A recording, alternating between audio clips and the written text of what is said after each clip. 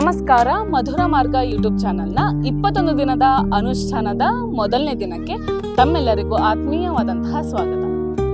ಸ್ನೇಹಿತರೆ, ನಿಮಗೆ ಯಾವುದಾದ್ರೂ ಕೆಲಸ ಮಾಡಿ ಅಥವಾ ಯಾರಿಗಾದ್ರೂ ಏನಾದರೂ ಹೇಳಿ ರಿಯಾಕ್ಟ್ ಮಾಡಿ ನಾನು ಇದನ್ನೆಲ್ಲ ಮಾಡಿದ್ನಾ ಅಂತ ಅನ್ಸಿದ್ಯಾ? ಬೋರ್ ಆಗ್ತಿದೆ ಅಂತಾನೋ ಅಥವಾ ಮನಸ್ಸಿಗಾಗಿರೋ ಬೇಜಾರನ್ನ ಮುಂದೂಡೋದಕ್ಕಾಗಿ ಹಸಿವಿಲ್ಲದಿದ್ರೂ ಆಹಾರವನ್ನ ಸೇವಿಸ್ತಾ ಇದ್ದೀರಾ?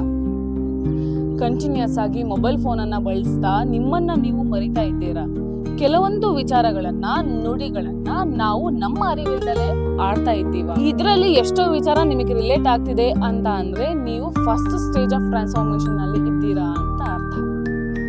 ಯಾಕಂದ್ರೆ ನಾವು ನಿನ್ನೆ ಡಿಸ್ಕಷನ್ ಮಾಡಿದ್ದೀವಿ, 7 ಸ್ಟೆಪ್ ಆಫ್ ಟ್ರಾನ್ಸ್ಫಾರ್ಮೇಶನ್ ನಲ್ಲಿ ಬರುವ ಮೊದಲನೇ ಹಂತ ನಾವು ಯಾವೆಲ್ಲ ಕೆಲಸಗಳನ್ನ ಮಾಡ್ತಾ ಇದ್ದೀವಿ ಅನ್ನುವಂತಹ ಅರಿವು ನಮಗೆ ಇಲ್ದಲೇ ಇರೋದು. ನಾವು ಮಾಡ್ತಾ ಇರೋ ಎಷ್ಟೋ ಕ್ರಿಯೆಗಳು ನಮ್ಮ ಅರಿವಿಗೆ ಬಾರ್ದಲ್ಲೇ ಇರುವಂಥದ್ದು. ನಾವು ಆಲೋಚನೆ ಮಾಡುವಂತಹ ಎಷ್ಟೋ ವಿಚಾರಗಳು ನಮ್ಮ ಪ್ರಜ್ಞೆಗೆ ಅರಿವಾಗ್ದಲೇ ಇರುವಂಥದ್ದು. ಯಾರಾದ್ರೂ ಬಂದು ನಿನ್ನ ಹವ್ಯಾಸಗಳು ಏನು ಅಂತ ಕೇಳಿದಾಗ ನಮಗೆ ಬ್ಲ್ಯಾಂಕ್ ಆಗುವಂಥದ್ದು. ಇವೆಲ್ಲದಕ್ಕೂ ಯಾವುದೇ ರೀತಿಯಾದಂತಹ ಗಿಲ್ಟ್ ಇಲ್ದಲೇ ಇರುವಂಥದ್ದು. ಪುನಃ ಅದೇ ವಿಚಾರಗಳನ್ನ ಅರಿವಿಲ್ದಲೇ ಮಾಡ್ತಾ ಇರುವಂಥದ್ದು. ಈಗಲೂ ಸಹ ಎಷ್ಟೋ ಜನ ಈ ವಿಡಿಯೋನ ನೋಡ್ಬೇಕಾದ್ರೆ ನಿಮ್ಮ ನೋಟಿಫಿಕೇಶನ್ ನಲ್ಲಿ ಯಾವುದೋ ವಿಚಾರ ಬಂದ ತಕ್ಷಣ ನಿಮ್ಮ ಮೈಂಡ್ ಡೈವರ್ಟ್ ಆಗಿರುವಂಥದ್ದು, ಅಥವಾ ಈ ವಿಡಿಯೋನ ಆನ್ ಮಾಡಿಬಿಟ್ಟು ನೀವು ಮತ್ತೆ ಇನ್ಯಾವುದೋ ಬೇರೆ ಕೆಲಸಗಳನ್ನ ಮಾಡ್ತಾ ಕುತ್ಕೊಂಡಿರುವಂಥದ್ದು. ಇವೆಲ್ಲವೂ ಕೂಡ ಫಸ್ಟ್ ಸ್ಟೆಪ್ ಆಫ್ ಟ್ರಾನ್ಸ್ಫಾರ್ಮೇಶನ್. ಸ್ನೇಹಿತರೆ, ಇಷ್ಟೆಲ್ಲ ವಿಷಯಗಳ ಮೂಲ ಕಾರಣ ಆದ್ರೂ ಏನು? ಇದರ ಮೂಲ ಕಾರಣ ನಮ್ಮ ಬಗ್ಗೆ ನಮಗೆ ಅರಿವು ಅಂದ್ರೆ ಅವೇರ್ನೆಸ್ ಇಲ್ದಲೇ ಇರುವಂತದ್ದು.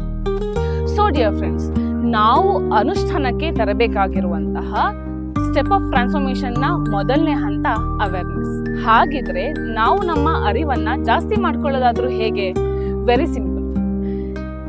ನಾವು ನಮ್ಮನ್ನ ಜಡ್ಜ್ಮೆಂಟ್ ಮಾಡ್ದಲ್ಲೇ ಅಬ್ಸರ್ವ್ ಮಾಡ್ಕೊಳ್ಬೇಕು. ನಾವು ಬೆಳಗ್ಗಿಂದ ರಾತ್ರಿ ತನಕ ಯಾವೆಲ್ಲ ಕೆಲಸಗಳನ್ನ ಮಾಡ್ತಾ ಇದ್ದೀವಿ, ಯಾವೆಲ್ಲ ಆಲೋಚನೆಗಳನ್ನ ಮಾಡ್ತಾ ಇದ್ದೀವಿ, ಹೇಗೆ ರಿಯಾಕ್ಟ್ ಮಾಡ್ತಿದ್ದೀವಿ ಅಂತ ಗಮನಿಸ್ಕೊಳ್ತಾ ಬರಬೇಕು. ಇಷ್ಟನ್ನ ನೀವು ಗಮನಿಸಿ. ನೆಕ್ಸ್ಟ್ ಏನ್ ಮಾಡಬೇಕು ಅಂತ ನಾಳೆಯ ಅನುಷ್ಠಾನದಲ್ಲಿ ಡಿಸ್ಕಸ್ ಮಾಡೋಣ.